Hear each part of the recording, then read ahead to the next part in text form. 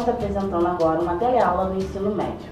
Estou aqui com Rafael Marcelo e vamos apresentar uma breve explicação sobre o iluminismo, dando origem à independência nas Américas.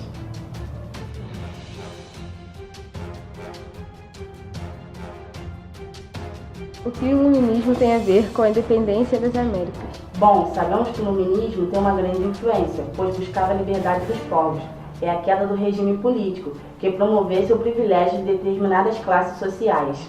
Bom, eles acreditavam que se a sociedade fosse mais justa, com direitos iguais a todos, a felicidade seria alcançada. Por esta razão, eles eram contra as imposições superiores e os privilégios dados à nobreza e ao clero. Os principais filósofos iluministas que defendiam o liberalismo econômico proposto por Adam Smith e o liberalismo político defendido por John Locke atendiam os interesses da população. Esses grandes pensadores tinham o propósito de iluminar as trevas em que se encontrava a sociedade na Idade Média. São eles, Voltaire e a liberdade de pensamento, sendo contra a Igreja Católica e o antigo regime, Montesquieu e a teoria dos três poderes, exercendo o poder de fazer leis, executar e julgar, e Rousseau e a vontade geral, onde só o povo é soberano. O iluminismo acabou gerando o desenvolvimento do pensamento individualista e racionalista moderno no século XVIII. A Inglaterra entrou em choque com diversos países da Europa em disputa de territórios e monopólios comerciais. A França foi também um desses países, desencadeando a Guerra dos 7 Anos. Essa guerra resultou na independência das 13 colônias. Os colonos ingleses e franceses viviam disputando o domínio do comércio de pele e de pesca. Foi daí que surgiu a Guerra dos 7 Anos. Em 1763, a Inglaterra derrotou a França, com a ajuda de parte da população das 13 colônias que cedeu o atual Canadá aos ingleses. A Guerra dos 7 Anos beneficiou as 13 colônias. Os colonos americanos que se livraram das ameaças francesas ganharam armas, munições e forte experiência. Na Inglaterra, os efeitos da Revolução Gloriosa e da Revolução Industrial deram uma estabilidade político e econômica ao país. A coroa britânica queria que as colônias enriquecessem a metrópole. Depois da Guerra dos 7 Anos, o governo dividiu as despesas da guerra com as colônias, impondo novos impostos, no qual a população das colônias inglesas e do centro-oeste não gostaram nada. Em 1764 surgiu uma nova lei, a Lei do Açúcar, que reduzia pela metade o imposto sobre melaço estrangeiro, mas estabeleceu novos impostos sobre o açúcar, artigos de luxo, café, roupas brancas e vinhos. E para punir aqueles que não cumpriam a lei, foi criado o Tribunal na Nova Escócia. Em 1765 foi aprovada a Lei do Selo pelo Parlamento inglês, onde todos os documentos oficiais de circulação na América Inglesa eram obrigados a ter o selo da coroa inglesa, comprado na metrópole. Isso não agradou a população e houve um boicote nas mercadorias, dando um grande prejuízo. E com a revolta da população que apedrejou a casa do governador em Boston, o governo aboliu a lei em 1766. Os colonos achavam que leis e impostos fossem aprovados pelo parlamento colonial. Já a Inglaterra achava que isso era obrigação do parlamento inglês.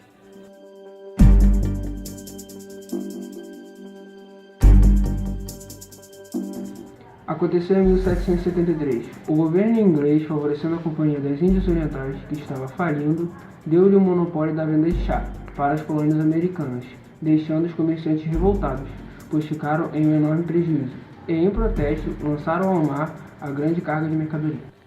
Em 1774, a coroa determinou várias medidas para punir os colonos rebeldes. Primeira, militares ocuparam o porto de Boston até que fosse pago o prejuízo à Companhia das Índias Orientais.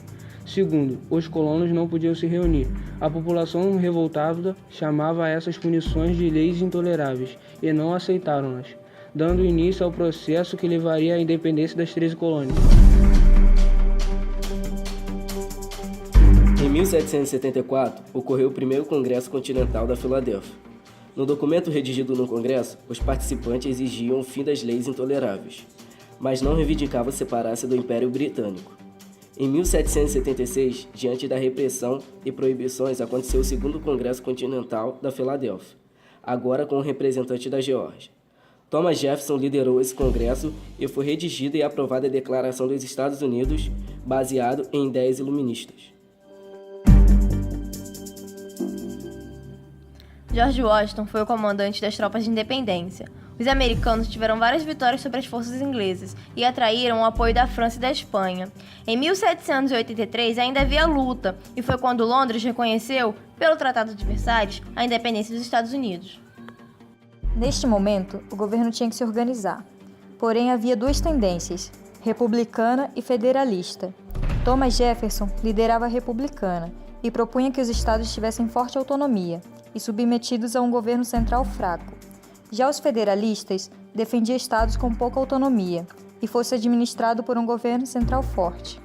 Quem ganhou foi a proposta federalista e em 1787 foi aprovada a Constituição dos Estados Unidos. Foram os líderes do processo de independência, comerciantes, latifúndios e elite urbana, e se tornaram dirigentes da nova nação. Com isso, a escravidão dos africanos durou até 1865, e os índios enfrentaram ainda mais ocupações de suas terras. Baseado no iluminismo, a Constituição foi dividida em 3 poderes, executivo, legislativo e judiciário, e o sistema adotado foi o presidencialismo, e o primeiro presidente dos Estados Unidos foi George Washington.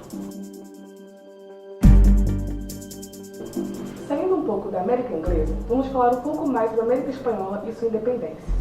O processo de independência da América Espanhola ocorreu no século XVIII. Observamos um novo grupo em ascensão, que questionava diretamente o pacto colonial e o autoritarismo das monarquias. As relações entre as metrópoles europeias e suas colônias eram regidas pelo sistema colonial, no qual se apoiava o exclusivo metropolitano, isto é, na obrigatoriedade da colônia só vender e comprar da metrópole, que empenhava preços de venda e compra, auferindo altos lucros. Além de sustentar suas colônias economicamente, a metrópole reservava para si o direito de elaborar leis, nomear funcionários encarregados e fazer outros cumprirem, que gerava insatisfação e revoltas sociais. Na segunda metade do século XVIII, o sistema colonial passou a apresentar fortes sinais de crise. Uma das razões foi a política colonial de Carlos III, 1759-1788, rei espanhol e déspota esclarecido que buscou aumentar o controle da Espanha sobre suas colônias americanas. Para isso, baixou decretos proibindo plantações de vinhedos e olivais, ordenou a destruição das manufaturas têxteis e aumentou seguidamente os impostos. Assim, nos últimos 25 anos do século XVIII, as colônias espanholas na América enviaram para a Espanha, cada ano, cerca de 10 milhões de pesos em impostos. Em 1778, visando evitar o contrabando e o aumento de arrecadação de impostos, Carlos III regulamentou em suas próprias colônias o livre comércio. Embora fosse prática corrente, não era permitido na metrópole. O comércio entre nações, no entanto, continuou proibido. Isso contrariou frontalmente os criollos, que viam na liberdade de comércio a chave para o crescimento de seus negócios. Esses estavam insatisfeitos também com os privilégios concedidos aos chapetones, que desfrutavam do poder, ocupando todos os cargos administrativos, militares e religiosos. O iluminismo, que defendia a liberdade dos povos e a queda do regime político, que promovessem os privilégios de determinadas classes sociais, contribuíram para a crise do sistema colonial, que se inspirou em ideias iluministas. A grande parte desses intelectuais eram de origem criolhas, ou seja, espanhóis nascidos na América desprovidos de amplos direitos políticos.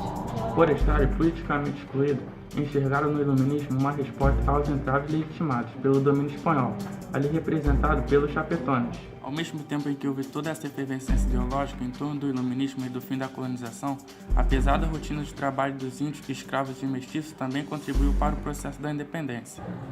As péssimas condições de trabalho e a situação de miséria já tinham, antes do processo definitivo de independência, mobilizado os setores populares das colônias hispânicas. Dois claros exemplos dessa insatisfação puderam ser observados durante a rebelião Tupac Amaru, 1780 em Peru, e o movimento comunero, 1781 em Nova Granada.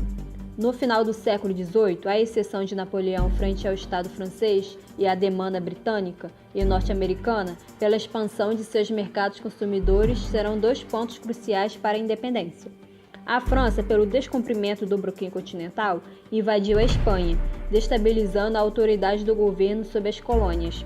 Além disso, Estados Unidos e Inglaterra tinham grandes interesses econômicos a serem alcançados com o fim do monopólio comercial espanhol na região.